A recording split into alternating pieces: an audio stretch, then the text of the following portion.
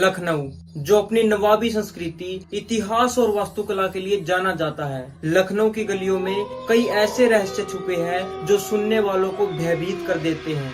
इन गलियों में कहीं न कहीं काले जादू की छाया आज भी मंडराती है।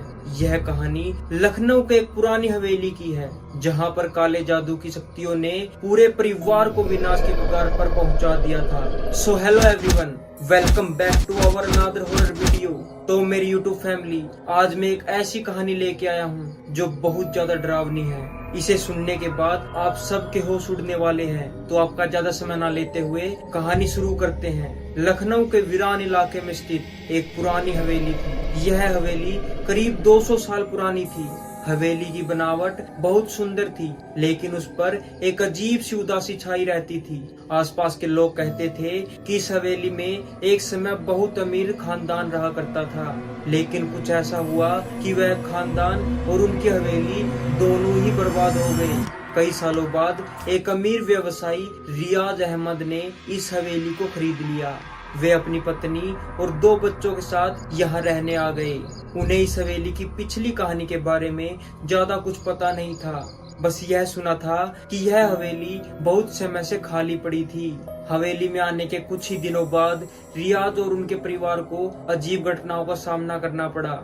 सबसे पहले उन्हें रात के समय हवेली में अजीब सी आवाजें सुनाई देने लगी, जैसे कोई कानाफूसी कर रहा हो। कभी कभी ऐसा लगता था कि कोई उनके पीछे खड़ा है, लेकिन जब वे पलट कर देखते तो कोई नहीं होता था।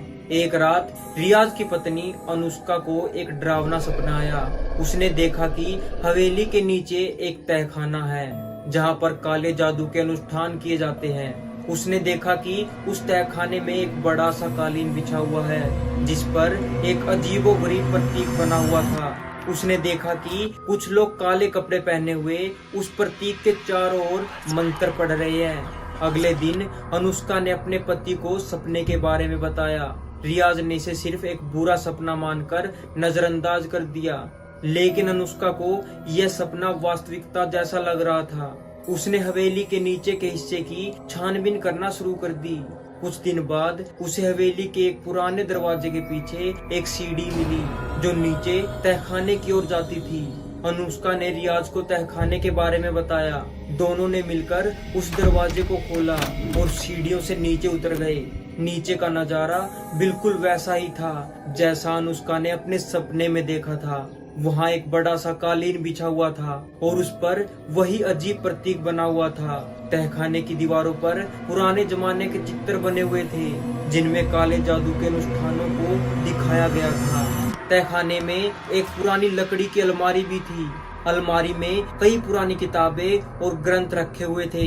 इन किताबों में काले जादू के मंत्र और अनुष्ठान लिखे हुए थे। रियाज ने इनमें से एक किताब उठाई और उसे पढ़ना शुरू किया। जैसे ही रियाज ने उस किताब को पढ़ना शुरू किया, हवेली में अजीब घटनाएं तेज हो गई।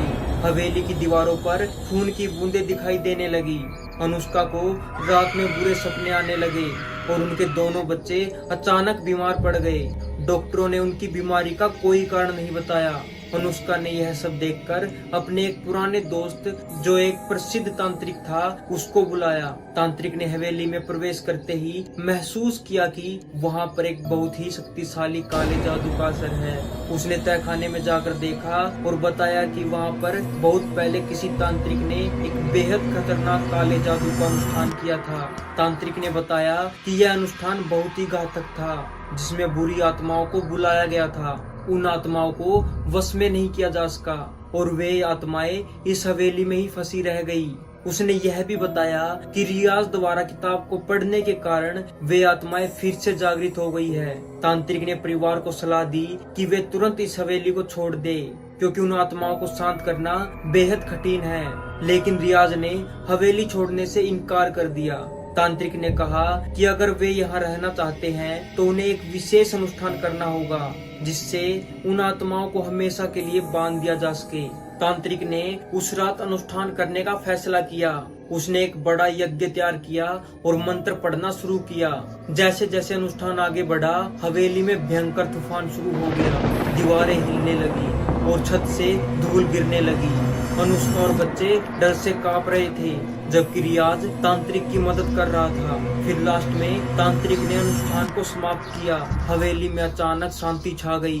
तांत्रिक ने कहा कि आत्माएं अब कैद हो चुकी है, लेकिन उन्हें फिर से जागृत करने की कोशिश न की जाए। उसने परिवार को चेतावनी दी कि वे उस तहखाने को हमेशा के लिए सील कर दे और उन किताबों को नष्ट कर दे।